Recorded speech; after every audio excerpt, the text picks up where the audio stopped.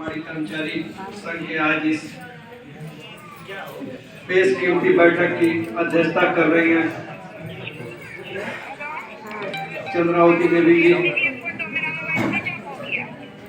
पड़ाकू के महासचिव कुमार तेजेश्वर सिंह जी, सीपीआई के विधायक दल के नेता माननीय विधायक सूर्यकांत पासवान जी, एआईटीयूसी के जनरल सेक्रेटरी अजय दादा जी,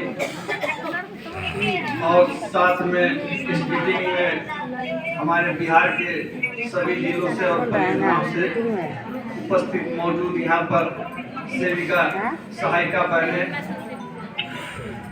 आज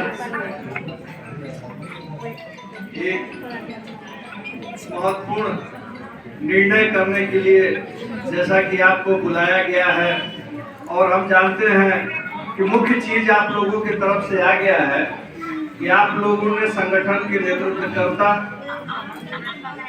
जिनको हम सभी एक बार अपने एटक और बराकू संगठन, इनके तमाम पदाधिकारियों और खास करके बिंदेश्वर जी और आप सभी को मुबारकबाद देते हैं कि उन कमजोर महिलाओं और औरतों के लिए, सेविका सहायिकाओं के लिए लड़ने के लिए जो आवाज उठाया और उस लड़ाई को कामयाबी के साथ आज यहाँ पर पहुँचाया।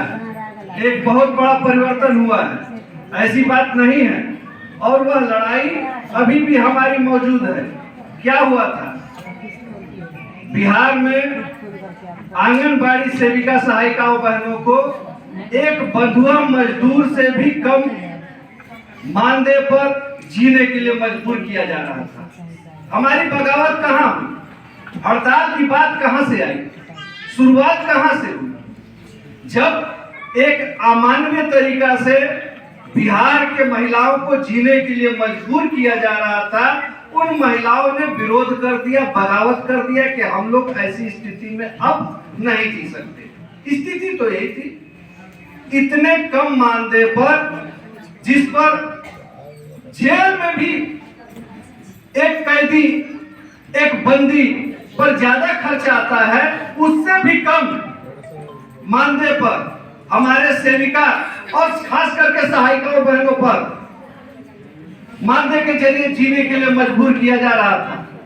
ऐसे हालत में हम लोगों ने निर्णय लिया कि हम लोग जो है हड़ताल करेंगे और एक वाजिब मानदेय के साथ, एक राज्य कर्मचारी के दर्जा के साथ जीने के लिए हम लोग तैयार हुए।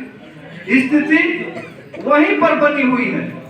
एक बीच में हम लोगों ने आया, समझा कि सरकार हम लोगों की संवेदनशील है। आज बात हो रही है कि हमारे जो है संगठन में दलाल किस्म के लोग हैं। हमारे संगठन में दलाल किस्म के लोग नहीं है, दलाल किस्म के लोग इस सरकार में है, जो कि सरकार के आंख कान और उसके खुफिया तंत्र को बाधित करके रखे हैं। खाद्य सुरक्षा का प्रश्न नहीं है, बिहार के बाल सुरक्षा का प्रश्न है। बिहार के बच्चों का भविष्य कैसा होगा अगर आंगनबाड़ी सेविका सहायिका बहनों ने अगर सही काम नहीं किया तो बिहार का विकास कैसे होगा? बिहार के भविष्य का ये प्रश्न है। और सरकार हमारी संवेदनशील है। हम लोग सोच रहे थे कि जब सरकार बात कर रही है पूरे देश को नेतृत्व देने के लिए, तो हम लोगों ने सरकार के इन्हीं बातों के लिए एक संवेदनशील सरकार है और बिहार में एक ऐसे स्थिति में जीने के लिए औरतों को मजबूर किया जा रहा है, तो हमारी सरकार सुनेगी। हम लोग उस स्थिति में एक बार फिर क्यों ना फैसला कर लें। हम लोगों ने हड़ताल वापस लिया है, हड़ताल करने का अधिकार हमारे पास है। ये 18,220 जो महिलाओं ने अपनी कुर्बानी दी है, अपने जीने के आधार को अपने दांव पर लगा दिया है, उसके लिए आप लोग जो है कभी भी यह बिहार ऋणी रहेगा।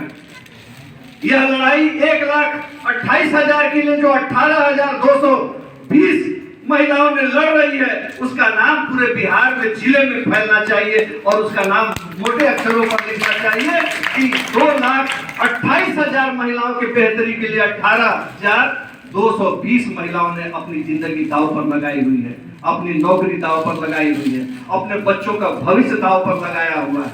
तो हम लोग एक नोटिस के साथ इस समय असंवेदनशील सरकार के खिलाफ और तमाम इसके खिलाफ फिर हम लोग हड़ताल पर जा सकते हैं। हड़ताल हम लोगों ने अपने निर्णय से वापस लिया है, हम लोग किसी दबाव में नहीं है। स्थिति दो ही हो सकती है, या तो सम्मानपूर्वक ढंग से जिया जा सकता है, तो कम से कम हमको ये सरकार सम्मान पूर्वक ढंग से मरने से तो नहीं रोक सकती है।